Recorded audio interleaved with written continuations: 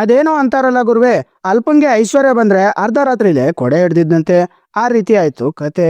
ಇದು ಆಡಿಷನ್ ಎಲ್ಲ ಮಾಡಿ ಸೆಲೆಕ್ಟ್ ಮಾಡ್ಬೇಕಂತ ಇದ್ವಿ, ಎಲ್ಲ ಫುಲ್ ಇನ್ಚಾರ್ಜ್ ಅವ್ರಿಗೆ ಕೊಟ್ಬಿಟ್ಟಿದೀನಿ.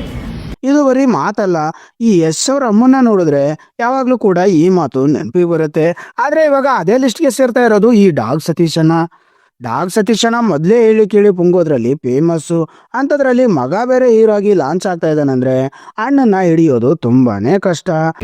ನನ್ನ ಮಗನ್ನ ಒಂದು ದೊಡ್ಡ ಮಟ್ಟದಲ್ಲಿ ಒಂದು ಮೂವಿ ಮಾಡಿ ಲಾಂಚ್ ಮಾಡ್ತಾ ಇದ್ದೀನಿ. ಅದಕ್ಕೆ ಇವತ್ತು ಟೈಟಲ್ ರಿಜಿಸ್ಟ್ರೇಷನ್ಗೆ ಬಂದಿದ್ದೆ. ಮುಹೂರ್ತ ಬಂದು ಎಲ್ಲ ದೇವಸ್ಥಾನದಲ್ಲಿ ಇಟ್ಕೊಳ್ತಾರೆ. ಅವತ್ತು ಮುಹೂರ್ತನೂ ಒಂದು ಪಬ್ಬಲ್ಲಿ ಇಟ್ಕೊಂಡಿದ್ದೀನಿ, ರೆಸ್ಟೋರೆಂಟ್. ಕಾಲಂತೂ ಭೂಮಿ ಮೇಲೆ ಇರಲ್ಲ, ತಕ್ಕತೈ ಅಂತ ಕುಣಿತಾನೆ ಇರ್ತಾನೆ. ವಿಡಿಯೋನಲ್ಲಿ ಯಾಕೆ ಮಾಡಿದೆ, ಡೈರೆಕ್ಟ್ ಆಗಿ ಮ್ಯಾಟ್ರಿಗೆ ಬರ್ತೀನಿ. ಇಷ್ಟು ದಿವಸ ಈ ನಾಯಿ ಸತೀಶ್ ಅಣ್ಣನ ಕಾಟುಗಳನ್ನ ತಡೆಯೋದಕ್ಕೆ ಆಗ್ತಾ ಇರ್ಲಿಲ್ಲ. ಇವಾಗ ತನ್ನ ಮಗನ್ನ ಬೇರೆ ಹೀರೋ ಆಗಿ ಲಾಂಚ್ ಮಾಡ್ತಾ ಇದ್ದಾನೆ. ಇನ್ಮೇಲೆ ಮುಗೀತು ಕತೆ. ಸೋಷಿಯಲ್ ಮೀಡಿಯಾ ಎಲ್ಲ ಅಯೋಮಯ. ಈ ಡಾಗ್ ಸತೀಶ್ ಅಣ್ಣ ಮೊದಲೇ ಹೇಳಿ ಕೇಳಿ ಪುಂಗೋದ್ರಲ್ಲಿ ಫೇಮಸ್ಸು. ಈಗಿರ್ಬೇಕಾದ್ರೆ ಮಗನ್ ಬೇರೆ ಹೀರೋ ಆಗಿ ಲಾಂಚ್ ಮಾಡ್ತಾ ಇದ್ದಾನೆ. ಇವಾಗ ನಾಯಣ್ಣನು ಕೂಡ ಯಶರ್ ಅಮ್ಮ ತರ ಆಡೋದ್ರಲ್ಲಿ ಡೌಟೇ ಇಲ್ಲ. ಪ್ರಶಾಂತ್ ನೀಲ್ ಕೇಳಿ ಹೇಳ್ತಾರೆ, ನನ್ನ KGF ಅಮ್ಮ ಅಂತಾನೆ ಕರೆಯೋದಂತೆ. ಹೊರಗಡೆ ಎಲ್ಲ ಹೇಳ್ತಾ ಇರ್ತಾರೆ ಯಾರ್ಯಾರು, ನಿಮ್ಮನ್ನ KGF ಅಮ್ಮ ಅಂತಾರೆ. ಅವ್ರಿಗೆ ಏನೇನು ಇಲ್ಲ ಬಿಡಿ, ನನ್ನ ಸ್ಟ್ರಾಂಗ್ ಅವ್ರಿಗೆ ಬರೋಕ್ಕೆ ಚಾನ್ಸೇ ಇಲ್ಲ ಸಿನಿಮಾದ ಮುಂದೆ. ಇನ್ಮೇಲಿಂದ ಅಣ್ಣ ಪುಂಗು ಅಂದ್ರೆ ಸ್ಯಾಂಡಲ್ವುಡ್ಡೇ ನಂದು ಅನ್ನೋದ್ರಲ್ಲಿ ಡೌಟೇ ಇಲ್ಲ ಬಿಡಿ. ಇದ್ರ ಬಗ್ಗೆ ಎಲ್ಲ ಡೀಟೇಲ್ ಆಗಿ ಒಂದು ವಿಡಿಯೋ ಇದೆ, ನೋಡ್ಕೊಂಡು ಬರೋಣ. ಅದಕ್ಕೂ ಮುಂಚೆ ಮಂಗಳೂರು ಬಂಚ್ ಯೂಟ್ಯೂಬ್ ಚಾನಲ್ಗೆ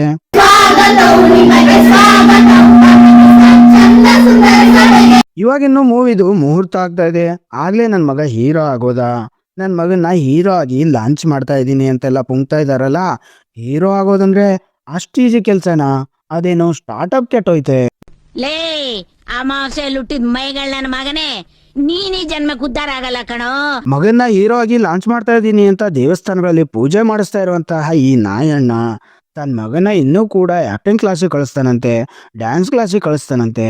ಫಸ್ಟು ಕರೆಕ್ಟಾಗಿ ಟ್ರೈನಿಂಗ್ ಮಾಡಿಸಿ ನನ್ನ ಮಗನ ಆಮೇಲೆ ಶೂಟಿಂಗಿಗೆ ಕಳಿಸ್ತೀನಿ ಅಂತ ಹೇಳೋ ಈ ಪುಂಗಣ್ಣ, ಆದರೆ ಇವಾಗಲೇ ಮಗನ ಹೀರೋ ಆಗಿ ಲಾಂಚ್ ಮಾಡಿದ್ದೀನಿ ಅಂತ ಕೂಡ ಅನೌನ್ಸ್ ಮಾಡಿದ್ದಾನೆ. ಆ್ಯಕ್ಚುಯಲ್ ಆಗಿ ಸಿನಿಮಾ ಅಂತ ಬಂದಾಗ, ಹೀರೋಯಿನ್ ಅಂತ ಬಂದಾಗ ಮೂವಿ ರಿಲೀಸ್ ಆಗೋ ಟೈಮಲ್ಲಿ ನ್ಯೂಸ್ ಮಾಡೋದನ್ನ ನಾನು ನೋಡಿದ್ದೀನಿ. ಆದರೆ ಅಣ್ಣ ಸ್ವಲ್ಪ ಡಿಫ್ರೆಂಟು. ಮೂವಿ ಮುಹೂರ್ತನೇ ಆಗದೆ ಇರುವಂಥ ಮೂವಿಗೆ ನನ್ನ ಮಗ ಹೀರೋ ಆಗಿದ್ದಾನೆ, ಹೀರೋ ಆಗಿ ಲಾಂಚ್ ಆಗ್ತಾ ಇದ್ದಾನೆ ಅಂತೆಲ್ಲ ನ್ಯೂಸ್ ಮಾಡ್ತಾ ಇರೋದು ಎಷ್ಟರ ಮಟ್ಟಿಗೆ ಸರಿ?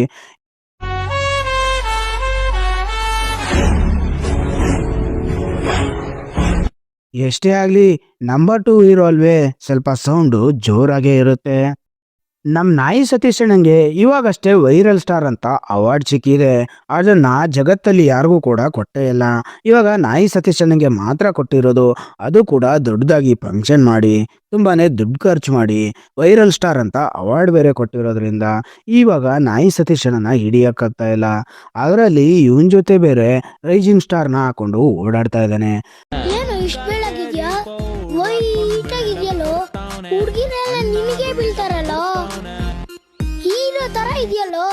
ನಮ್ಗೆ ಫಸ್ಟು ವೈರಲ್ ಸ್ಟಾರ್ನೇ ಹಿಡಿಯಕ್ಕಾಗ್ತಿಲ್ಲ ಅಂದಮೇಲೆ ಇನ್ನು ರೈಸಿಂಗ್ ಸ್ಟಾರ್ ಒಟ್ಟಿಗೆ ಸೇರಿದ್ರೆ ನಮ್ಮ ಕತೆನ ದೇವ್ರೇ ಕಾಪಾಡಬೇಕು. ಇಂಥದ್ರಲ್ಲಿ ಇಬ್ಬಿಬ್ರು ಒಟ್ಟಿಗೆ ಸೇರಿ ಏನು ಈ ಥರ ಓಡಾಡ್ತಾ ಇದ್ದಾರಲ್ಲ ಅಂತ ನಂಗೆ ಮುಂಚೆನೇ ಡೌಟ್ ಇತ್ತು. ನೋಡ್ತಾ ಇದ್ದಂಗೆ 15 ದಿವಸ ಗ್ಯಾಪಲ್ಲಿ ನನ್ನ ಮಗನ ಹೀರೋ ಆಗಿ ಲಾಂಚ್ ಮಾಡ್ತಾ ಇದ್ದೀನಿ. ನನ್ನ ಮಗ ಇವಾಗ ಒಂದು ಫಿಲಮ್ಗೆ ಹೀರೋ ಆಗಿದ್ದಾನೆ, ಪ್ರೊಡ್ಯೂಸರ್ ಸಿಕ್ಕಿದ್ದಾರೆ, ಡೈರೆಕ್ಟರ್ ಸಿಕ್ಕಿದ್ದಾರೆ ಅಂತೆಲ್ಲ ಮಾತಾಡೋದಕ್ಕೆ ಸ್ಟಾರ್ಟ್ ಮಾಡಿದ್ದಾನೆ. ಯಾಕೆ ಮಾಡಕ್ಕಂತಂದು ಕ್ಯಾಮ್ರಾ ಆನ್ ಮಾಡೀನಿ, ಮಾತಾಡಕ್ ಗೊತ್ತಾವಲ್ದು, ನಾಳೆ ಮಾಡ್ತಾಳ್ರಿ. ಇವಾಗಿನ್ನು ಸಿನಿಮಾ ಮುಹೂರ್ತ ಆಗ್ತಾ ಇರೋದು, ಆವಾಗಲೇ ಹೊಸಬ್ರಿಗೆ ಚಾನ್ಸ್ ಕೊಡ್ತೀನಿ, ನಾನು ಒಳ್ಳೆ ಥರದಲ್ಲಿ ಆಡಿಷನ್ ಮಾಡ್ತೀನಿ. ಅದನ್ನೆಲ್ಲ ನಂಗೆ ಜಾಸ್ತಿ ಗೊತ್ತಿಲ್ಲದೆ ಇರೋದ್ರಿಂದ ಸಂಪೂರ್ಣವಾಗಿ ನನ್ನ ಟೀಮಲ್ಲಿರೋರಿಗೆ ಬಿಟ್ಕೊಟ್ಟಿದ್ದೀನಿ ಅಂತೆಲ್ಲ ಪೊಂಗ್ತಾ ಇದ್ದಾನೆ. ಅಣ್ಣ ಫಸ್ಟ್ ಆಫ್ ಆಲ್ ಹೇಳ್ತೀನಿ ಕೇಳು, ಫಸ್ಟು ನೀನು ಕರೆಕ್ಟಾಗಿ ಬುದ್ಧಿ ಕಲ್ತ್ಕೊ. ಈ ವಕ್ರವಾಗಿ ಆಡೋದನ್ನು ನಿಲ್ಲಿಸು. ನ್ಯೂಸ್ ಚಾನಲ್ಗಳ ಮುಂದೆ ಪೊಂಗೋದನ್ನು ಸಂಪೂರ್ಣವಾಗಿ ಸ್ಟಾಪ್ ಮಾಡು. ಆಮೇಲೆ ನೀನು ಆಡಿಷನ್ ಮಾಡಿದ್ರು ಬರ್ತಾರೆ, ನೀನು ಫಿಲಮ್ ಮಾಡಿದ್ರು ಬರ್ತಾರೆ. ಯಾವುದೋ ಒಂದು ಹಳೆ ವಿಡಿಯೋದಲ್ಲಿ ಯಾಂಕರು ನಾಯಣ್ಣಂಗೆ ಪ್ರಶ್ನೆ ಮಾಡ್ತಾರೆ, ಕನ್ನಡ ಇಂಡಸ್ಟ್ರಿಯಲ್ಲಿ ನಿಮಗೆ ಇಷ್ಟ ಆಗುವಂಥ ಆ್ಯಕ್ಟರ್ ಯಾರು, ಅಥವಾ ನಿಮಗೆ ಇನ್ಸ್ಪಿರೇಷನು ಮಾಡೆಲ್ ಆಗಿ ಇಟ್ಕೊಂಡಿರುವಂಥ ಹೀರೋ ಯಾರು ಅಂತ ಕೇಳಿರ್ತಾರೆ. ಆಗ ಈ ನಾಯಣ್ಣನ ಮಗ ನನಗೆ ಯಶ್ ಸರ್ ಅಂದರೆ ತುಂಬ ಇಷ್ಟ, ನಾನು ಯಶ್ ಸರ್ನ ಇನ್ಸ್ಪಿರೇಷನ್ ಆಗಿ ತಗೊಂಡಿದ್ದೀನಿ ಅಂತ ಹೇಳೋವಾಗ ನಾಯಿ ಸತೀಶನ ನನ್ನ ಹೆಸರು ಹೇಳು ಅಂತ ಎದೆ ತಟ್ಕೋತಾ ಇರ್ತಾನೆ. ಅಂಥದ್ರಲ್ಲಿ ಅದೆಲ್ಲ ನೋಡಿದ ಮೇಲೂ ಕೂಡ ಮತ್ತೆ ಇವಾಗ ನ್ಯೂಸ್ ಅವರು ನಿಮಗೆ ಇನ್ಸ್ಪಿರೇಷನ್ ಯಾರು ಅಂತ ಕೇಳಿದಾಗ ಇಷ್ಟೆಲ್ಲ ಸಪೋರ್ಟ್ ಮಾಡಿದ್ರು ಮಾಡ್ತಾ ಇರುವಂಥ ಅಪ್ಪ ಇದ್ರೂ ಕೂಡ ನಾಯಣ್ಣನ ಮಗ ಮಾತ್ರ ಯಶ್ ಸರ್ ಅಂದರೆ ನನಗೆ ತುಂಬ ಇಷ್ಟ. ನನಗೆ ಫಿಲಮ್ ಇಂಡಸ್ಟ್ರಿಗೆ ಬರೋದಕ್ಕೆ ಅವರೇ ಇನ್ಸ್ಪಿರೇಷನ್ ಅಂತ ಹೇಳ್ತಾನೆ. ಇವಾಗ ಸತೀಶ್ ಅಣ್ಣನ ಮುಖ. ಇನ್ನು ನಿಮಗೆಲ್ಲ ಇರೋ ಡೌಟ್ ಏನು ಅಂದರೆ, ಈ ನಾಯಿ ಸತೀಶಣ್ಣ ಇಷ್ಟು ದೊಡ್ಡ ಮಟ್ಟಿಗೆ ಸಿನಿಮಾ ಮಾಡೋದಕ್ಕೆ ಸಿಕ್ಕುವಂಥ ಪ್ರೊಡ್ಯೂಸರ್ ಆದರೂ ಯಾರು, ಇಷ್ಟರ ಮಟ್ಟಿಗೆ ದುಡ್ಡು ಎಲ್ಲಿಂದ ಬಂತು ಅಂತ ನಿಮ್ಗಳ ಪ್ರಶ್ನೆ. ಅದಕ್ಕೆಲ್ಲ ಉತ್ತರ ಇದೆ ಕಣ್ರಪ್ಪ. ಅದಕ್ಕೂ ಮುಂಚೆ ಒಂದು ವಿಡಿಯೋ ಕ್ಲಿಪ್ ಇದೆ, ಅದನ್ನ ನೋಡ್ಕೊಂಡು ಬನ್ನಿ. ಅಯ್ಯೋ ಸರ್, ಅಷ್ಟು ದೊಡ್ಡ ಮನುಷ್ಯರು ವರ್ಲ್ಡ್ ವೈಡ್ ನೀವು ನ್ಯೂಸ್ ಅಲ್ಲಿ ಇದೀರಾ, ಇಷ್ಟು ಫೇಮಸ್ ಇರೋರಲ್ಲಿ ಲೆಟ್ರಿನ್ ತೊಳಿತಾ ಇದ್ರಲ್ಲ ಅಂದ್ರು ನನಗೇನು ಅವಮಾನ ಇಲ್ಲಪ್ಪ ಅಂತ. ಯಾಕಂದ್ರೆ ಲೆಟ್ರಿನ್ ತೊಳ್ಬಿಟ್ರೆ ಚೀಪ್ ಆಗ್ಬಿಡ್ತೀನ. BBMP ಅವ್ರು ತೊಳಿಯಲ್ವಾ, ಮನೆ ಕೆಲ್ಸದವ್ರು ತೊಳಿಯಲ್ವಾ, ಮನೆ ಕೆಲ್ಸದವ್ರ ಮಕ್ಳು ತೊಳಿಯಲ್ವಾ? ಬರೀ ಕೈಯಲ್ಲಿ ತೊಳೆದ್ರೆ ಏನಾಗ್ಬಿಡು ಸರ್? ಅಲ್ಲೇನು ಯಾರೋ ಉಚ್ಚಕಕ್ಕ ಹೋಗಿರ್ತಾರ ಸರ್? ಉಚ್ಚಕಕ್ಕ ಹೋಗಿರ್ತಾರ? ಖಾಲಿ ಮನೆ ಸರ್, 6 ವರ್ಷದ ಖಾಲಿ ಮನೆ ಸರ್. ನೀವ್ ಬಂದ್ ನೋಡಿದ್ರ ಸರ್? ನೀವೇ ಸರ್ ವಿಡಿಯೋ ಸರ್ ನನ್ನ ಮನೆ ಸರ್ ಅದು, ನಾನು ಒಬ್ನೇ ಹೋಗಿರ್ತೀನಿ. ಆದ್ರೂ ನೀವು ನಿಮ್ ಲದ್ದಿ ಎತ್ತುತ್ತೀನಿ ಸರ್. ಚಾಲೆಂಜ್ ಮಾಡ್ತೀರಾ 5 ಲಕ್ಷ? ನಿಮ್ ಲದ್ದಿ ಬರೀ ಕೈಯಲ್ಲಿ ಎತ್ತುತ್ತೀನಿ. ಅಲ್ಲ ಸರ್, ಹೇಳ್ತಾ ಇದೀನಿ, ನಿಮ್ ಲದ್ದಿ ಎತ್ತುತ್ತೀನಿ ಸರ್. ನನ್ ಗಂಟು ಹೋಗ್ಬಿಡುತ್ತಾ ಸರ್? ಯಾರು ಚೀಪಾಗಿ ಅನ್ಕೊಳ್ತೀರಾ? ಅಪ್ಪ ಅಮ್ಮ ಕಲ್ಚರ್ ಇಂದ ಬಂದಿರೋರು ಹಂಗ್ ಮಾತಾಡಲ್ಲ ಸರ್. ಯಾರ ಅಪ್ಪ ಅಮ್ಮ ಮನೆ ಕೆಲಸ ಮಾಡೋದು ಹೇಳ್ಕೊಟ್ಟಿರಲ್ಲ, 3rd ಕ್ಲಾಸ್ಗಳು ಮಾತ್ರ ಮಾತಾಡೋದು. ಅರ್ಥ ಆಯ್ತಾ? ನಾನು ಎಲ್ಲಾ ಬೈದವ್ರಿಗೆ ಬೈತಾ ಇರೋದು ಆಯ್ತಾ. ಡೌನ್ ಟು ಅರ್ತ್ ಅಂತ ಯಾಕೆ ಅನ್ಕೊಳ್ಳಲ್ಲ? ನೋಡಿದ್ರಲ್ಲ, ಅಣ್ಣ ಅಮೌಂಟ್ ಕೊಟ್ರೆ ಯಾರು ಲದ್ದಿ ಬೇಕಾದ್ರೂ ಎತ್ತುತ್ತಾರಂತೆ. ಅದಕ್ಕೆ ಬರೀ ಚಾಲೆಂಜ್ ಮಾಡಿದ್ರೆ ಸಾಕು, ಅಣ್ಣ ಜಗತ್ತಲ್ಲಿರುವಂತ ಯಾರು ಲದ್ದಿ ಬೇಕಾದ್ರೂ ಬರೀ ಕೈಯಲ್ಲೇ ಎತ್ತಾಕ್ತಾರಂತೆ ಗುರುವೇ. ಕಿವಿಲ್ ಕೇಳಿದ್ದಲ್ವಾ, ಸುಮ್ಮನಾದೆ. ಆದ್ರೆ ಇಲ್ಲಿ ಬಂದು ನೋಡಿದ್ರೆ ಅದಕ್ಕಿಂತ ಕೆಟ್ಟದಾಗಿ ಇನ್ನು ಹೀನಾಯವಾಗಿದೆ. ಛೇ. ಅದಕ್ಕೆ ಆಂಕರ್ ಮತ್ತೆ ಪ್ರಶ್ನೆ ಮಾಡಿದಾಗ, ಏನು ಒಳ್ಳೆ ಅಪ್ಪ ಅಮ್ಮಂಗೆ ಹುಡ್ದವ್ರು, ಒಳ್ಳೆ ರೀತಿಲಿ ಬೆಳೆದವರು ಯಾರಾದರೂ ಕೂಡ ಈ ಕೆಲಸ ಮಾಡ್ತಾರೆ, ಕೈಲಿ ಲದ್ದಿ ಎತ್ತಾರೆ, ಮನೆ ಟಾಯ್ಲೆಟ್ನ ಬರಿಗೈಯಲ್ಲೇ ತೊಳಿತಾರೆ ಅಂತೆಲ್ಲ ಪುಂಗ್ತಾ ಇದ್ದಾನೆ. ಅಣ್ಣ, ಯಾವುದೇ ಒಳ್ಳೆ ಅಪ್ಪಂಗೆ ಹುಟ್ಟಿದವರು ಕೂಡ ಬರಿಗೈಯಲ್ಲಿ ಲದ್ದಿ ಎತ್ತಲ್ಲ, ಬರಿಗೈಯಲ್ಲಿ ಟಾಯ್ಲೆಟ್ ತೊಳಿಯಲ್ಲ, ನ್ಯೂಸ್ ಚಾನಲ್ಗಳು ಬಂದು ನಿಂತು ಪುಂಗಲ್ಲ. ಏನೋ ನಿನ್ನ ಹೆಸರು ಮಾಡ್ಕೊಳ್ಳೋದಕ್ಕೆ ನಿನ್ನ ಮಗನ ಬೆಳೆಸ್ಕೊಂಡೆ, ನಿನ್ನ ಮಗನ್ನ ಪ್ರಮೋಟ್ ಮಾಡಿ ಇವಾಗ ಹೀರೋ ಮಾಡಿದೆ. ಇವಾಗ ಈ ಥರ ಎಲ್ಲ ಮಾತಾಡಿ ಒಳ್ಳೆ ಅಪ್ಪ ಅಮ್ಮಂಗೆ ಹುಟ್ಟಿದವರು ಅಂತೆಲ್ಲ ಹೇಳಿ ನಿಮ್ಮ ಅಪ್ಪ ಅಮ್ಮನೂ ಕೂಡ ಪ್ರಮೋಟ್ ಮಾಡ್ತಾ ಇದೀಯೇನೋ, ಆ ದೇವ್ರಿಗೆ ಗೊತ್ತು. ಅಷ್ಟಕ್ಕೂ ಅದ್ಯಾವ ತಂದೆ ತಾಯಿ ತಮ್ಮ ಸ್ವಂತ ಮಕ್ಕಳಿಗೆ ಬರೀ ಕೈಯಲ್ಲಿ ಕಕ್ಕ ಎತ್ತೋದಕ್ಕೆ ಹೇಳ್ತಾರೆ? ಅದನ್ನ ನೀವೇ ಥಿಂಕ್ ಮಾಡ್ಬೇಕು. ಯಾವ್ದೋ ಒಂದು ಸ್ಟೇಟ್ಮೆಂಟ್ ನಾವು ಮಾಡೋದು, ಅದು ಮೈಮೇಲೆ ಬರ್ತಾ ಇದೆ ಅನ್ನೋ ಟೈಮಲ್ಲಿ ಅದನ್ನ ಬೇರೆ ತರ ತಿರುಗಿಸೋದು, ಇದೆಲ್ಲ ನಾಯಣ್ಣನ್ಗೆ ಹೊಸ ವಿಷಯ ಅಲ್ಲ ಬಿಡಿ. ಇದ್ರಲ್ಲೆಲ್ಲ ನಾಯಣ್ಣ ಪಂಟಾರ್ ಬೇರೆ. ಈ ತರ ತಿರುಗಿಸಿ ಮುರುಗಿಸಿ ಹೇಳ್ತಾ ಇರೋದು ಇದೇ ಮೊದಲನೇ ಸಲ ಏನಲ್ಲ. ಗಿಲ್ಲಿ ಕೆಳಗಡೆ ತೂರ್ತೀನಿ ಅಂದಾಗ್ಲೂ ಕೂಡ ಅದನ್ನ ನಾನು ನಶೆಯಲ್ಲಿ ಹೇಳಿದೆ. ನಾನು ಹೇಳ್ದೆ ಇವಾಗ ಏನ್ ಕಿತ್ಕೋತೀರಾ ಅಂತ ಕೇಳಿದಂತಹ ನಾಯಣ್ಣ ಇದನ್ನು ನಶೆಯಲ್ಲಿ ಹೇಳಿದೀನಿ ಅಂತ ಹೇಳಿಲ್ವಲ್ಲ, ಅದಕ್ಕೆ ನಾವು ಖುಷಿ ಪಡ್ಬೇಕಷ್ಟೇ. ಇನ್ನು ಕೊನೆಯದಾಗಿ ಇಲ್ಲೊಂದು ವಿಡಿಯೋ ಕ್ಲಿಪ್ ಇದೆ, ನೋಡ್ಕೊಂಡು ಬನ್ನಿ. ಡೇ 1 ಹೋದಾಗ ಒಂದ್ ವಾರ ಫುಲ್ ಸೆಂಟರ್ ಆಫ್ ಅಟ್ರಾಕ್ಷನ್. ಎಲ್ಲ ನಂದೇ ಟಾಪಿಕ್ ಕೇಳೋರು, ನಿಮ್ ನಾಯಿ ಎಲ್ಲಿ ತರಿಸ್ರಿ, ಅಲ್ಲಿದು ಇಲ್ಲಿದು, ಬರೀ ನನ್ನೇ ಮಾತಾಡ್ಸೋದು. ನಂಗೊಂದು ನಾಯಿ ಕೊಡಿ, ನನ್ಗೊಂದು ಬಟ್ಟೆ ಕೊಡಿ, ಬರೀ ಇದೇ ಆಗಿರೋದು.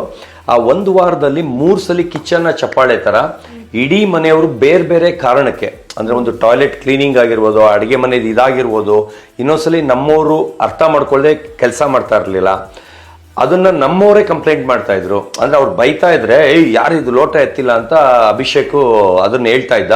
ಹಂಗೆ ಹೇಳೋ ಬದಲು ತಂದ್ಕೊಟ್ರೆ ನಾನೇ ತೊಳಿಯಲ್ವಾ ಅಂದ್ಬಿಟ್ಟು ಕಿತ್ಕೊಂಡು ನಾನು ತೊಳಿತೀನಿ. ಅವಾಗ ಎಲ್ಲಾರ ಕೈಯಿಂದ ಚಪ್ಪಾಲೆ ತರಿಸ್ತಾರೆ. ಅಂದ್ರೆ ಇವ್ನ ಮನೆ ಎಲ್ಲಾರ ಕೆಲಸನೂ ಒಬ್ಬನೇ ಮಾಡ್ತಾನೆ, ಆ ಥರ. ಅವತ್ತು ಕಣ್ಣೀರು ಬರುತ್ತೆ, ಅವೆಲ್ಲ ಹಾಕೇ ಇಲ್ಲ.